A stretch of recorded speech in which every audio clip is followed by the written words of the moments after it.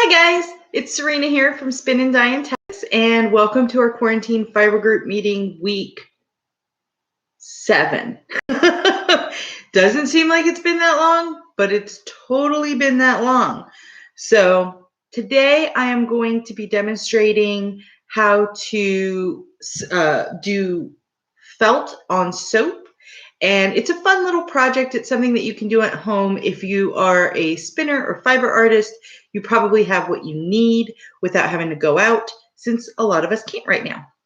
So we are going to work on that, but I wanted to share with you guys and give a little bit of a sneak peek. So a couple weeks ago, I had talked about how I was going to do some videos on how to dye silk hankies, and I have finished filming that video. There you can kind of see some of the blues coming up and the whites. I have finished filming that video. I'm going to edit it and get it up on the YouTube channel in just a couple days, but I wanted to share with you what I accomplished, because I think part of the reason why I wanted to start this group with you guys is because I wanted to make sure that I kept accomplishing things during quarantine, and having you guys holding me accountable helps with that. So that's what I worked on this week since Monday, if you were in our meeting on Monday. And now we're going to talk about felting soap. So, excuse me. I have these 3 soaps as examples. These are the ones that I did in Monday's meeting, if you were on for that. So this is a bar of soap that has wool roving wrapped around it and felted onto it. Last one I did is this blue one here. And the idea is then these make great gifts. They can be used in your guest bathroom and that kind of thing, but you can also use them just in your shower. They don't get slippery the way soap with nothing on it will. And when you're done, the leftover felt will continue to felt down into a very small ball, and that can be recycled or thrown away, and it's biodegradable. So that's kind of the reason why it's a good idea to do these felted soaps, but they also just make great gifts and they're fun. So for this project, what you're going to need, let me set these aside real quick. What you are going to need is bars of soap. I am using Olay because it was 6 bars for $3-4 at my local grocery store. You can use handmade soaps for this as well if you want to. I don't make soap, so I went with soap that I could buy. Then you're going to need some roving or wool. And I'm using bits left over from the rainbow spin that I was working on a couple weeks ago. And you can also just use random colors if you want to. That's how I normally do it, but I have some ideas for color combinations. So that's what I'm going to be using today. You will also need pantyhose or knee highs. Now, I use knee highs because they're already cut in half. And I got these little plastic balls with 1 pair of knee highs in them for $1 at Walgreens. Now I have some that are already opened that I'm going to use, but these are the ones that I buy, just the cheap ones. You don't need to go super fancy. You're not wearing them out. These are just for holding the soap. So I will be using these ones that I already have open. Now, the good thing is with using the pantyhose is as long as you don't rip the pantyhose, you can use them 2nd, 3rd, 4th, 5th time. I have done this now. I believe this is like the 8th or 9th time that I've done it, and maybe 7th or 8th, somewhere in there. Anyway, I'm using the same knee highs that I had purchased originally. And I purchased too many thinking, oh, they're going to rip. They're going to be affected by kind of being agitated a lot. And no, they work just fine. Pull the soap out and I can continue using them.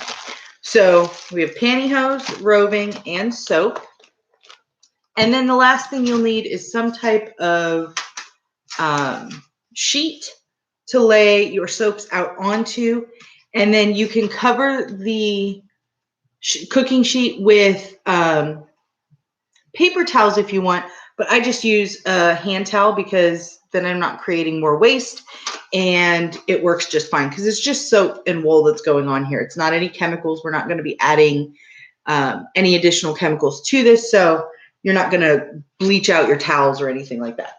So this we can set aside for right now. Finally, whoa, it's kind of heavy because it's filled with water. We need a bucket. Now, I have these really cool collapsible buckets that I got from my local grocery store, and they work, I think it was called a collapsible sink or something like that. It has a drain in the bottom of it, and they work great. You do not have to have something this specific. When I started doing this, I was using Tupperware Rubbermaid containers, real small, and I actually had a friend tell me that if you want to avoid a mess even further, you can take the soap, put it in the pantyhose. You'll see that process in a second. And then put that in a plastic Ziploc bag filled with water and agitate it in there. And then your hands don't get covered in soap. So the vessel that you're going to use is very flexible. Just make sure that it's something that you, that can hold water, basically, is the only thing. Because, I mean, we're using soap, so it's not like you're going to stain it or, you know, something like that. So, okay, I'm going to set this pot. Now, I have it filled almost all the way with water just so that you guys can kind of see when I eventually have my hands in here. But you don't need that much water to felt with. I could have a half, even a third as much water in here as I actually do, and I would be fine. Needs to be enough water that you can submerge the soap all the way, and you'll be fine. But I'm going to set this aside for right now because first we need to cover our soap.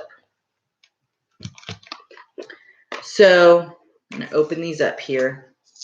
Now I used a scented, I chose to buy a scented soap because I just love things that smell nice. You don't have to, and it really doesn't matter what kind of soap that you get as long as it's bar form and it's not something that's, what's the right word, super soft. So I've seen some soaps pop up recently that are almost like a hard gelatin-ish texture. I wouldn't recommend using that because the amount of water that you have to use for felting will likely affect the integrity of the soap. So other than that, you should be fine. There we go. Now, these ones, like I said, are scented, and so they have oils in them, and the oils do kind of give the soap a slippery feel, even though it's dry. So I'm keeping them on my towel here. You don't have to do that if your soap doesn't feel slippery. Oops, that's not what I need. This is what I need. So I've got my roving, and I'm going to do 3 soaps today. And I'm going to do different colors than I did on Monday, just so we can have some fun. So I think I'm going to do a purple and pink one, a blue and green one, and let's do a yellow and blue one. We'll do lots of blues today. So, okay. Now, you do not need a lot of roving for this. However, there is not a specific weight that I can give you. You do not need 1 ounce or half a gram or anything like that. It's all going to be based on what you are, the size of the soap bar, and what you're going for. So I'm going to talk in rather general terms, but I'll give you a guideline for what you need to be doing. And, oh, Marla. Okay, so Marla is telling us that those kind of gelatin soaps are handmade gel soap. And it's actually something that you can buy and make yourself, which is awesome. Just don't use it for this. Because I have a feeling you'll end up with just disintegration because you do use a lot of water, or you submerge it in a lot of water, I should say. So I have this piece of roving, and it started out long, like roving does, And what I'm doing is I'm just pulling it to make it more of a sheet style than a long, thin piece. Now, when you pull it out, you will notice that it's not consistent on how thick it is in different parts. That's going to be okay because we're using multiple colors and we're going to have to wrap it over itself. So don't be concerned if you see, oh, I have a hole. We've got a way to cover that in a second. So I'm going to grab one piece of soap here. And this first one, you can kind of see. So I'm laying out my roving and I'm going to take the soap and I am going to wrap it up in the fiber, in the wool. Now, you do not want this to be very thick. And the best way I've found to describe it is that, first of all, it shouldn't be completely opaque on the soap yet because we're adding another color. But beyond that, when you kind of push down on the soap, it shouldn't feel like the soap is underneath a pillow. If it feels like the soap is underneath a pillow, then you've got too much fiber on there. So I hope that gives you a good guide. And I'll hold this up so you guys can see in just a second. But what I'm doing now is just taking and trying to tuck in my ends just a little bit. It doesn't need to be perfect. The felting process is going to make all of this fiber stick together, and it's going to make it all stick to the soap as well. But we don't want it to wiggle before we get to the felted stage. So this is what I have so far. And you can see that there are parts where the soap is peeking through. That is not a hole in the fiber. That's just where the fiber is more thin than in other spaces. So it's still covered completely. It's just covered at varying degrees. Now I am going to take this blue. I love, and you saw it on this one, I love like doing the weird designs on there. I don't know why, it just makes me happy. So that's what I'm going to do on all of these. To do the design, what I'm going to do is pull my fiber out. Instead of widening it, I'm going to lengthen it this time. And it's a very similar process to pre-drafting if you are a spinner. So we're going to pull thin and as even as we can. Now we're not going to need a lot here. I'm probably going to end up pulling out about 18 inches worth, and that should be more than enough for what I'm envisioning here. But you can see how thin and wispy it is. It's not so thin and wispy that it's falling apart, but wispy enough that I can definitely see through it. So I don't know if you guys can see him back there, but Rumpus is pretty active today. He's just roaming all over the couch back there. Okay, so I've got a pretty long piece here, and all I'm going to do is I'm going to start on the back. I'm just going to start wrapping it around. Now it's a gentle touch because we do have, we are dealing with very thin roving here, but all I'm doing is just wrapping it around to create a design on my soap. And you could measure out and have a planned design. You can work, kind of just wrap it around how you feel, which is what I did on this one. It's up to you. I kind of like the way this looks, except I feel like I have one spot here that's a little bit too thin. So I'll grab some more blue and do another line of blue.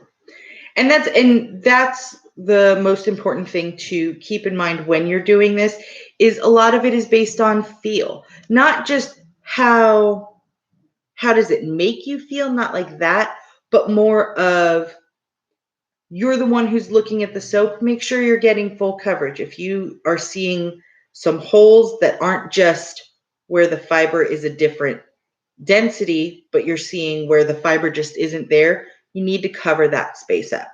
And I'm just tucking my ends under, I'm not working too hard at it, just enough so I can keep the design that I've chosen.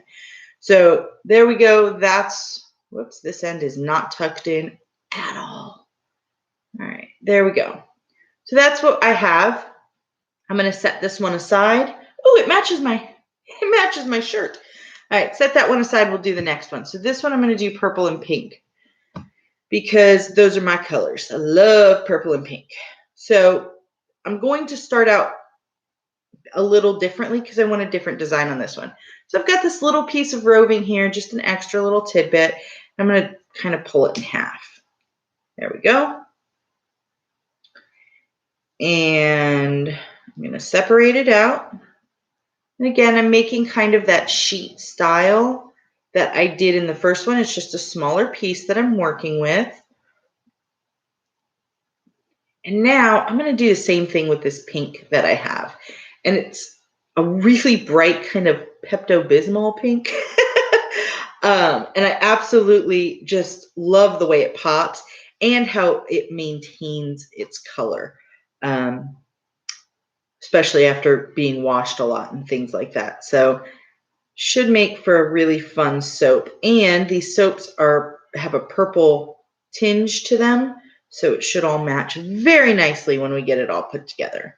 So for this one, because I said I wanted a slightly different design, what I'm going to do is I'm going to lay the pink over the purple so that I have kind of a plus sign.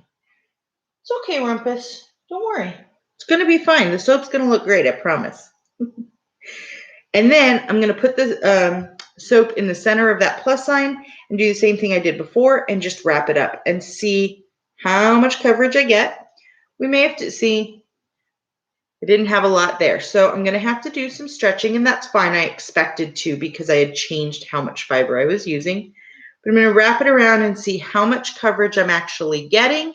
And from there, I'm going to say, okay, I need a little bit more pink.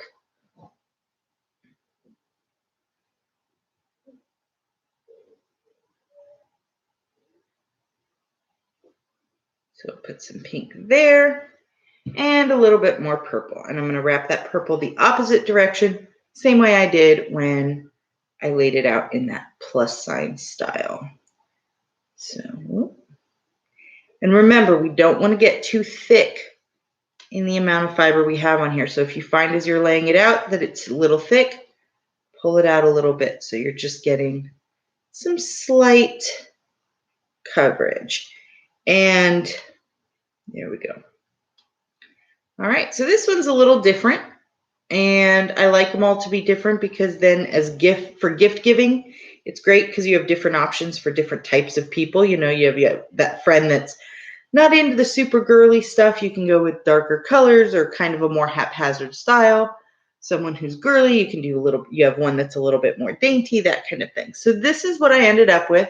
And again, you can see we've got full coverage around. I can see the soap poking through in some areas, but it's not actually bare. If I touch it, I'm touching fiber and not soap. Set that one aside. Last one, we're going to do blue with green. And I'm going to do it similar to this yellow one because I think all of these together with the yellow and the blue will look really cool. So I'm going to use the whole piece. And this is about, I'm terrible with lengths, guys, but I'm going to say it's about 6 inches worth of roving, very thin, but 6 inches. And I'm just straight flattening it out into a semi-sheet style again.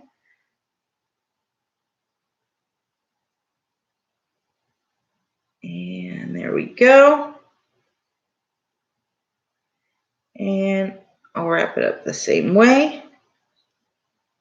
There we go. Okay. Pull my ends down and kind of tuck them around the soap.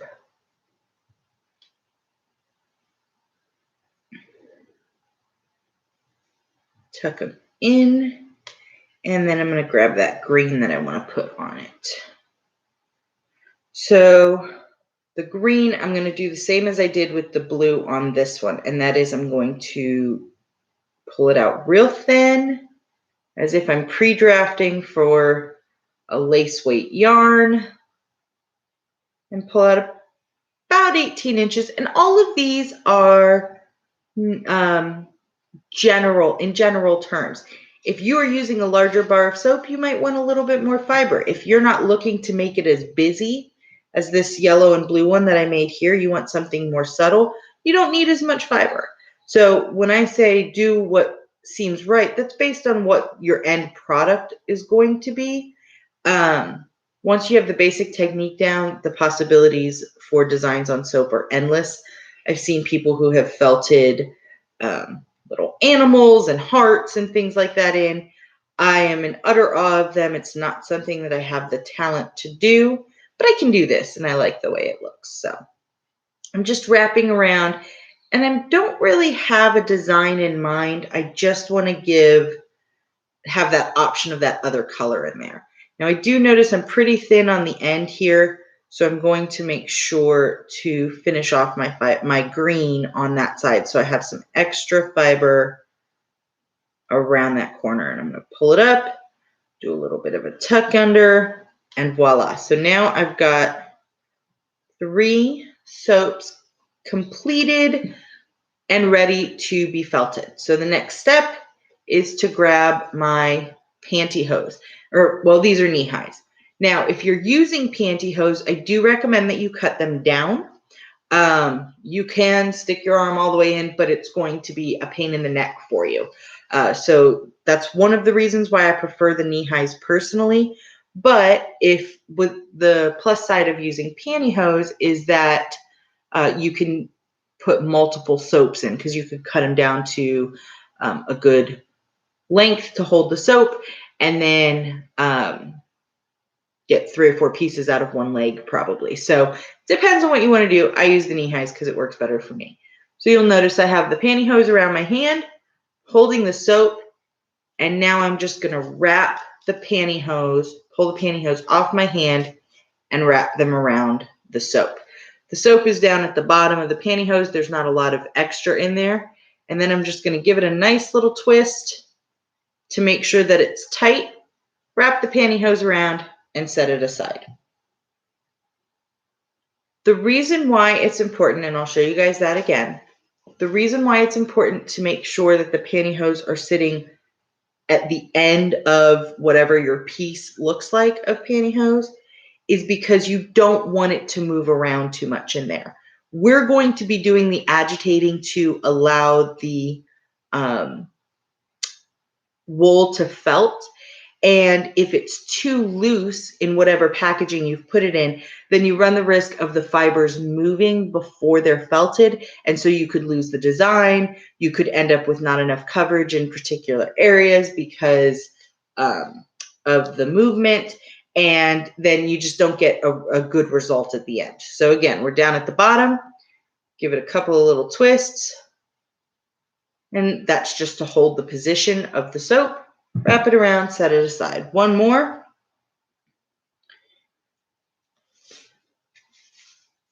Okay. I'm going to grab, hold, pull the pantyhose over, and oh, I think I saw some movement in there. No, it's good. All right. So we're just going to twist it up, wrap it, and we're ready to go. So I'm now going to set my sheet aside again. I'm going to put my roving back in this little bag, and you can see how little I used. I still have plenty here of just what I pulled out of the bag. So if you have an ounce, 2 ounces of fiber set aside that you've been saving up for doing felting and that kind of thing, you could make, I don't know, probably 20 bars of soap. So what I'm going to do, keep your sheet close to you because that's where you're going to store the soap once it's been felted.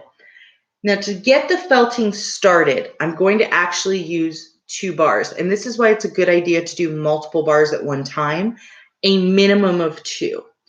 So eventually I'm just going to be agitating 1 bar in my hand. But to start with, I'm going to take 2 soaps, I'm going to dunk them in the water, and then I'm going to start rubbing them together.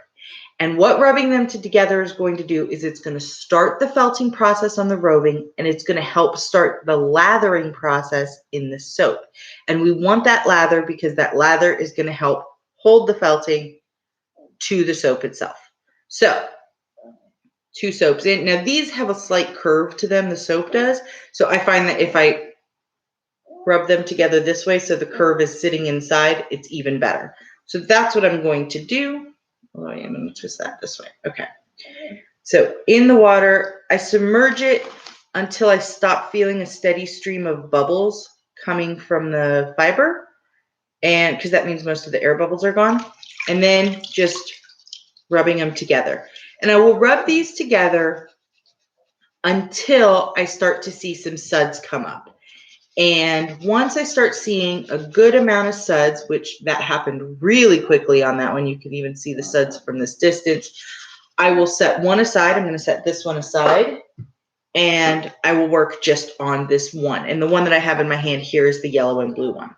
So now that we've got it started, I'm going to start using my fingers, my thumb in kind of a circular motion like that, to start agitating that wool. Now, if you've never felted before, what we're doing here is we are locking the fibers together.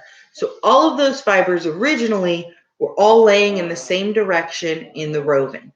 When we start to felt, we start forcing all the fibers in multiple directions at the same time.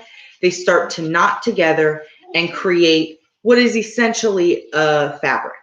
Okay, so we want there to be a lot of movement.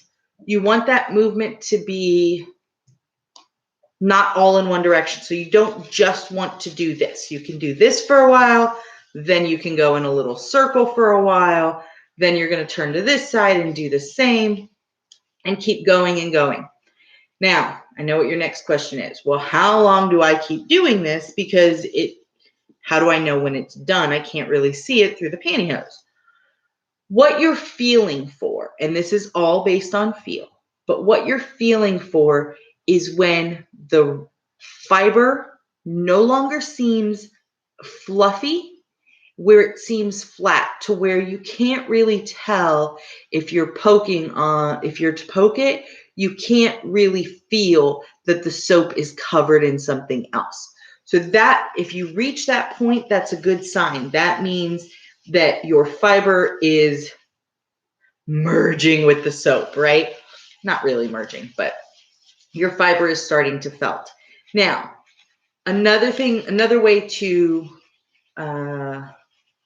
gauge it is it should take about 5 minutes of active felting, active agitation for you to felt the soap, the fiber that's around your soap.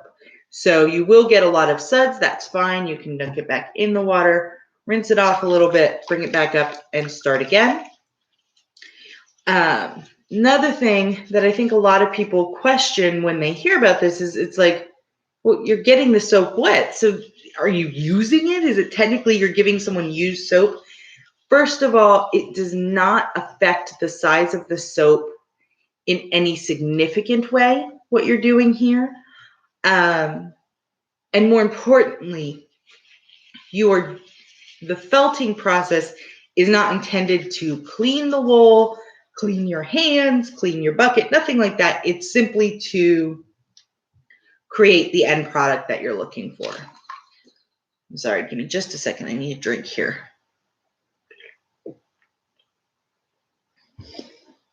I'm dripping soap just everywhere. Rumpus, what are you doing back there? All right, so I'm going to keep, and honestly, there's 1,000 different techniques that you can use for felting this. You'll notice I've done the side scrape style. I've done the mini circles style. And then sometimes I'll just kind of hold on to it and do the ringing style, where you're just kind of wringing it in your hands. And by the way, I don't know that any of those are actual official terms. They're just what I call it in my head. So if you're going to look it up on the internet, just look up felting processes. Don't look up felting process ringing motion or ringing technique, because I don't know if that's really what you would call it.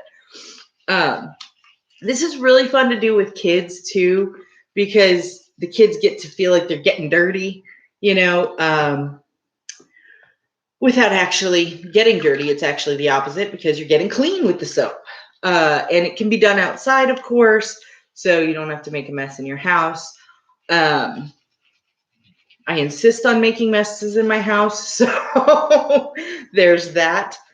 But the really fun part is just that at the end you have something that can be used. And so for kids, I think that's a fun type of project to teach them.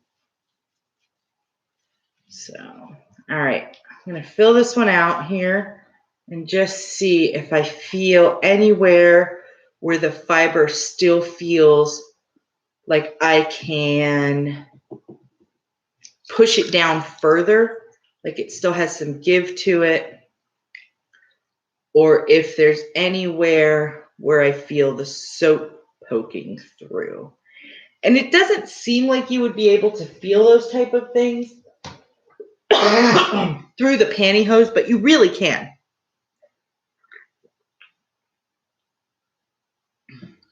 Sorry about that. I got a dry spot in my throat that just doesn't want to go away.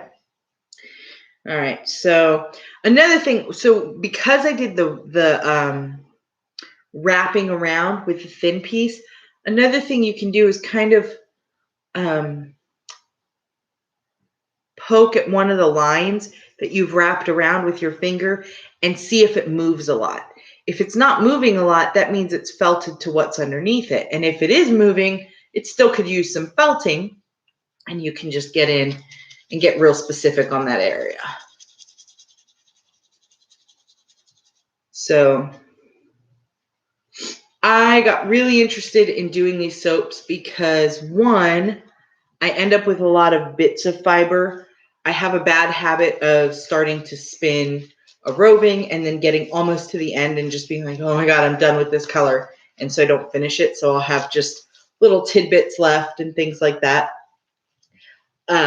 And so that got me interested, but also I do really like the idea of trying to reduce the amount of waste that we have. And this one video I watched, it was a woman, she was a soap maker already, and she was just finding new ways to deal with homemade soaps that she didn't like the result of. And one thing that she started doing was felting over them. And she talked about how wasteful loofahs are and how unsanitary they can be, because you don't often wash a loofah, and they sometimes last, you might use your loofah for a long time unless it starts to fall apart on you. And with these, you have a specific life. Each one has a specific life to it, because once you run out of soap, you get a new one. So I like that. It just gives you another option for not creating waste. So this one I think is good to go. I'm going to set it on my towel here. Ugh, got a lot of soap on my hands. I'm going to nudge Rumpus because he seems to really want to stay at the edge of the couch today and give me heart failure. And then I'm going to grab my other two soaps. So this is the one that I used to get the soap that I just completed started. So this is the next one I'm going to felt. But this one needs to get started. So I'm going to start the same way I did the first time around, using the one that we've already started a little bit and the one that hasn't been started at all. So I'm going to submerge them both. Wait until I don't feel a lot of bubbles coming out. And Rumpus, what are you doing? Okay, hang on. Sorry, guys. We got a dog situation over here. I'm getting you. Come here. Whoop. Here, I'm going to set you down. He can't jump down on his own, but he doesn't always like being up either. So hopefully he won't keep barking, but we'll see. All right, so they've been submerged, and now I'm just going to start rubbing them against each other first until I see suds coming off of both bars of soap. You can tell the difference because the suds for this one will start coming out of the sides of the pantyhose as well. So once I start seeing those suds come up, which looking pretty good, I'm going to set this one aside, and start going on this one. And the technique here is going to be exactly the same. Just the idea is agitate as much as you can, really get in there, give it a good scrubbing. Make sure that you're getting the sides, make sure that you're getting your ends, and then of course the top and bottom. And we will just keep going here.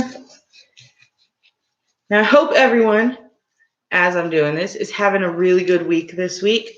I have to admit my week so far has been really nice. I haven't left the house in over a week, not even for groceries. My husband went out and did that. But I've felt like I've been very productive. So I've got that video filmed that I was talking about at the beginning. That'll be up on the YouTube channel. I've been working on some other projects for my shop and for the YouTube, for this channel and for things like that. I've been working with my class teaching spinning, which is always just an exciting time. So overall, I'm very happy with how I'm feeling this week. And I have to admit, at the beginning of the week, I wasn't feeling so optimistic. It just 7 weeks in quarantine is a lot of weeks in quarantine. But, you know, it's all starting to get a little bit better on the outside, and I'm finding lots of fun things to do inside my house. So I'm excited about it. Rumpus is stuck again. I'm so sorry, Rumpus. I'm coming for you, buddy. Hang on. Hang on. Yeah, you're stuck. It's all right. It happens. It happens, buddy. There you go. Back on the couch you go. He went and had a snack, so hopefully he'll be better now. All right. So and keep agitating. Now, I did not have a lot of fiber on these bars. You could probably get away with doing a little bit more. Oh, I just noticed you guys can see Rumpus back there. Just a reminder, he does have cancer. That spot on his little rear end there is the result of that cancer. It's a tumor. He is under veterinary care though, so don't be concerned. He's definitely being taken care of. So I don't want anyone to look at that and think, oh my God, what did they do to their dog? We would never do anything bad to a dog, ever. But yeah, so I'm feeling pretty optimistic on the 7th Thursday of quarantine, I think. Finding lots of fun things to do, getting to meet lots of new people and try meeting new people in new ways, using Zoom, using YouTube, other social media options like Reddit and that kind of thing. And it's an interesting time. And so that is where I'm at. My husband and I are highly looking forward to Master Pancake Theater this week. I know I've talked about it before on here. I swear to you, they don't pay me. I just really love them. I think they're hilarious. And they're doing their live streams on Twitch. So last night they did Bloodsport. And I had never seen Bloodsport before, but now I know why, because it was a lot of flash and not a lot of substance in that movie. Let's just say that. But tomorrow they're doing Twilight and Saturday they're doing Armageddon. So Armageddon is actually one of my most favorite movies of all time. And I know what you're thinking. You're like, really? Really, Ben Affleck? Bruce Willis? That's your favorite movie of all time? Yeah, it really is. When I was a kid, it was one of the first DVDs I ever got, and I used to watch it every night before I went to bed because I found it very entertaining.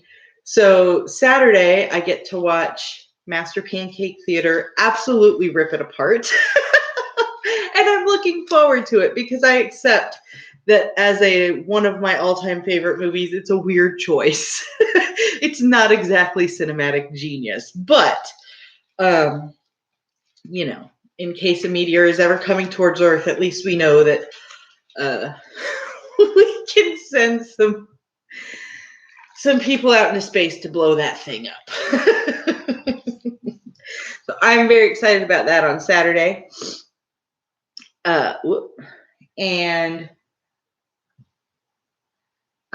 then tomorrow night they're doing Twilight, and that's just going to be fun because, I mean, Again, it's just one of those movies where you go, all right, well, I guess if that's what we want to do, we can have sparkly vampires, right?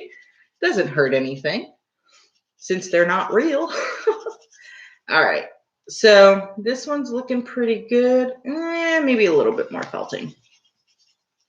I will be able to show you these at the end. They won't be dry, obviously, and it will take about, so on Monday, I said 12 to 18 hours to dry.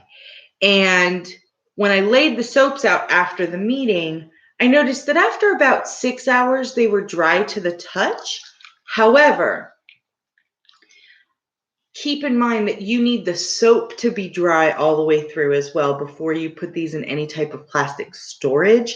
So I still left them out the full 18 hours. And of course, they're out right now because I wanted to show you guys at the beginning of the video.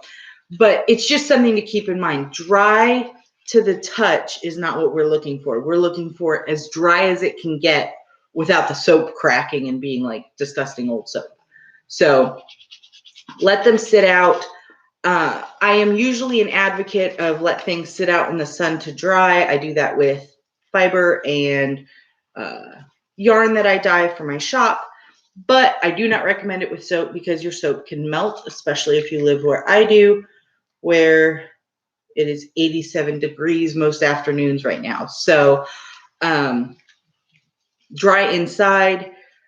Cool, dry place under a fan is great. I put it under the fan on our kitchen table, and it just sits there until I'm done, until it's done drying.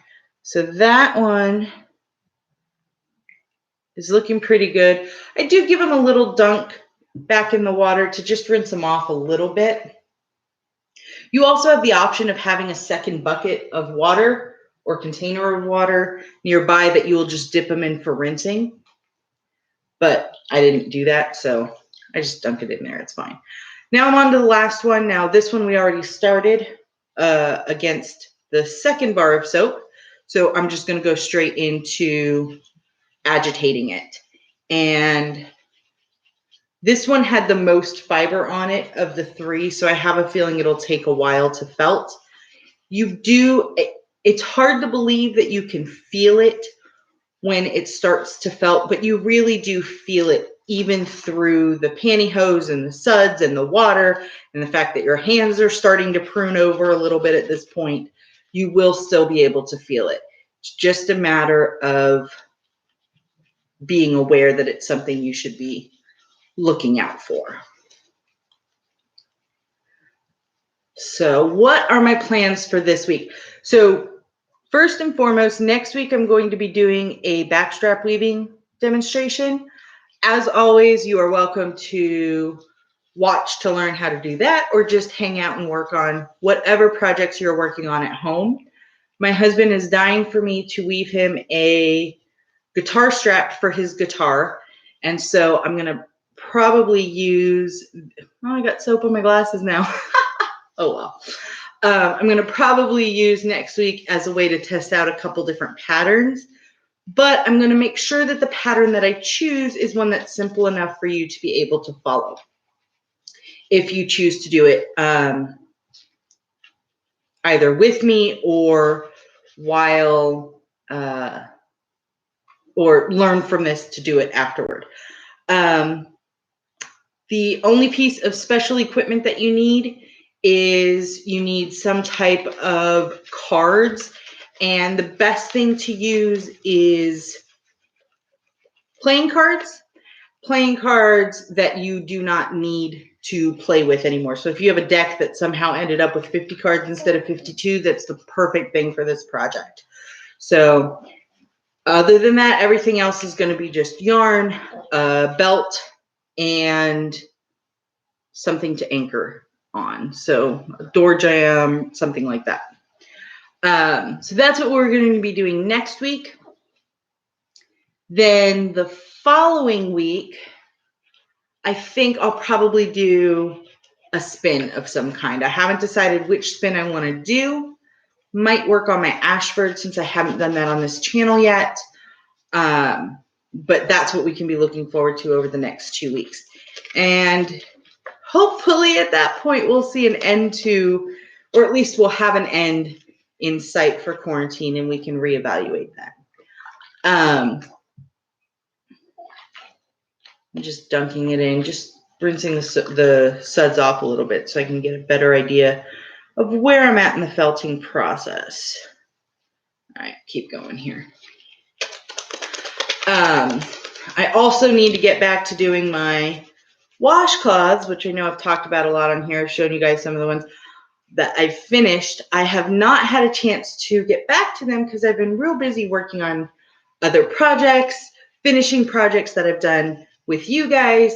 And so I need to get back to that. Hopefully this weekend after I get that video edited, I can spend Sunday working on washcloths and hats for my donation project.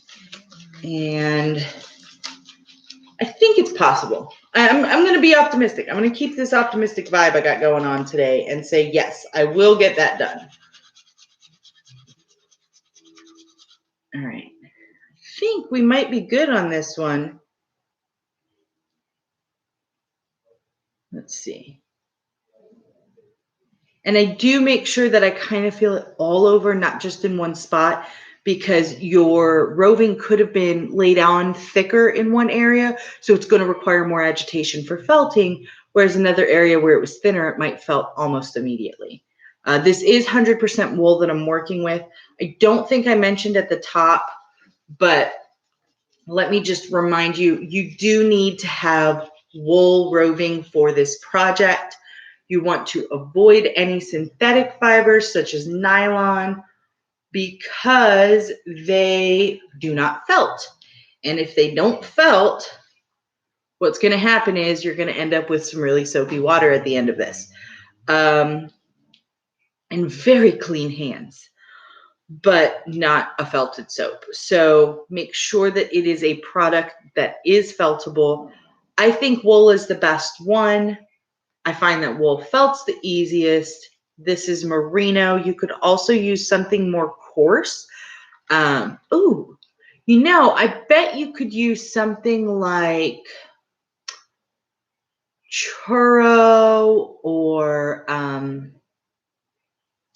like Icelandic wool is pretty coarse, and it would give you more of a scrubbing, like a loofah does. It would scrub more than like this merino. And so that's a way that you could use some of your thicker wools, maybe if you're not super into working with them for rug weaving or spinning. You could definitely use that for this. I think I'll have to try that the next time I make these soaps, is use a thicker fiber and see if I like using the soap better. So, okay, I think I'm going there. I'm going to rinse it off. My hands are so wet. All right, let's set this aside. There we go. Oh, I got soap all over the tablecloth. I just made a mess today, but it was a fun mess. All right. So you can actually let them dry in the pantyhose if you want to. However, I don't recommend that for two reasons. One, it'll take longer to dry. Two, because if you take them out of the, buddy, you all right? Here, come lay on your blanket. Lay on your blanket. Okay. If you take them out of the knee highs or pantyhose before they dry, if an area is not felted, you can put them back in and return them back to the water and start felting again without a problem. Whereas if you wait until they're dry, you might lose your window for fixing it without having to pull everything out again. So I'm going to open this one up. This is the blue and yellow one. And let's pull it out and see what we got here. And that is actually looking pretty good. Okay, so this is our end result. You can see that all of those lines are now felted to the yellow. So it all looks like one big piece, like a piece of fabric would. My back, where I had most of my ends, is all felted down together. I don't have anything sticking out. There's a few fibers that are poking their way out, but I think that's going to be okay. They're just individual fibers and not the whole thing. So I'm going to set that one down. And next we'll do the blue and green one.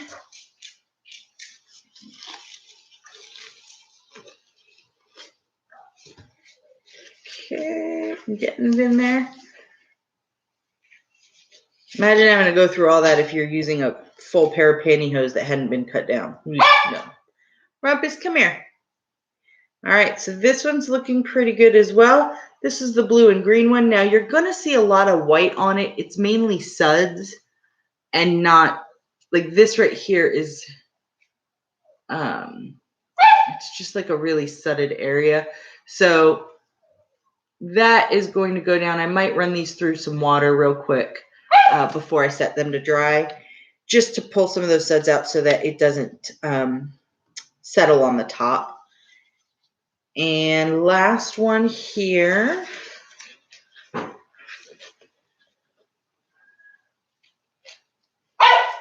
Come on over, Rumpus. You can come here. I'll pick you up. This is the purple and pink one.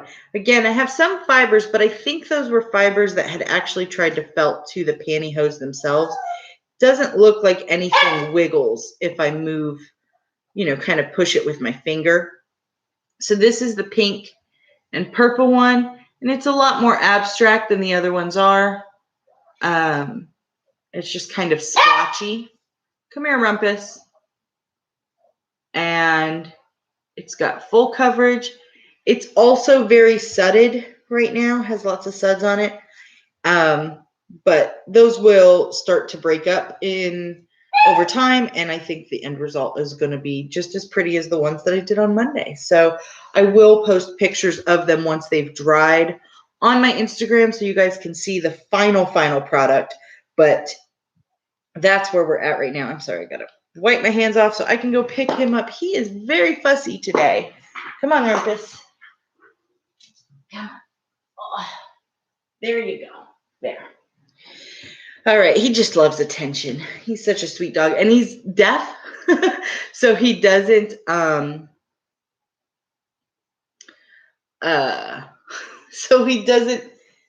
really respond so much when I talk to him, but I still talk to him like he can hear me. Oh, Marla asked, when you say loofah, do you mean actual loofah or do you mean grocery store scrubby? So grocery store scrubby, I've always referred to those as loofahs. I never knew that they were referred to as anything else, but yes, grocery store, the nylon ones that you can buy that are like mesh that's done over itself into kind of like a ball. So that's what I'm talking about when I say loofah. And they work really good. I like loofahs. The only problem I have is you end up throwing them away and creating more waste. And I do try and find ways to reduce my waste in some areas because I tend to create a lot of waste in other areas. So these are our soaps. Let me see if I can get into the bucket here and just give them, perfect. Give them a little bit of a rinse down.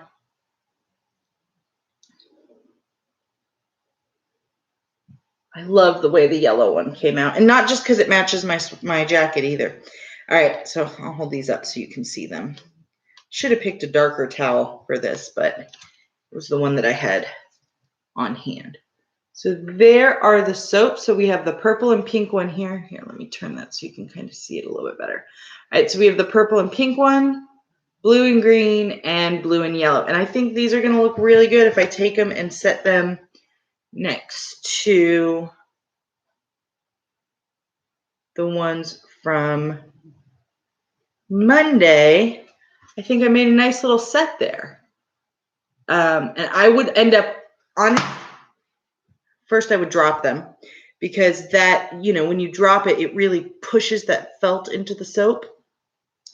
Anyway, I would end up packaging like 2 of these together as a gift maybe with some bath salts or homemade bath salts or sugar scrubs. Oh, love it, love it, love it, love it. Something like that as a gift for Mother's Day is coming up. That's a great thing. Or even if it was, oh geez, it's Secretary's Day, I forgot to get something. Something like this is great to have on hand for that exact reason. Maybe even with a store-bought candle, kind of a spa in a box type thing. These will go great. So that is the project that I did today. I hope you guys enjoyed soap felting. I hope you try it. If you do, please, please let me know. I would love to see what you guys end up making. You can tag me in pictures on Instagram or direct message me. You can drop a comment here in this video and I will see it. And I do respond to comments, so feel free to do that as well. And then you can also contact me on my Etsy shop, which is Spin and Dye in Texas. And I do have some yarn and roving up there if you want to take a look at it. But other than that, that's all I have for you guys today. I hope you had fun. I hope you had an hour to be able to relax and just enjoy some quiet time with yourself and your crafts. And I will see you guys next week. Have a great weekend. Stay healthy, stay safe, and I'll talk to you later. Bye, guys.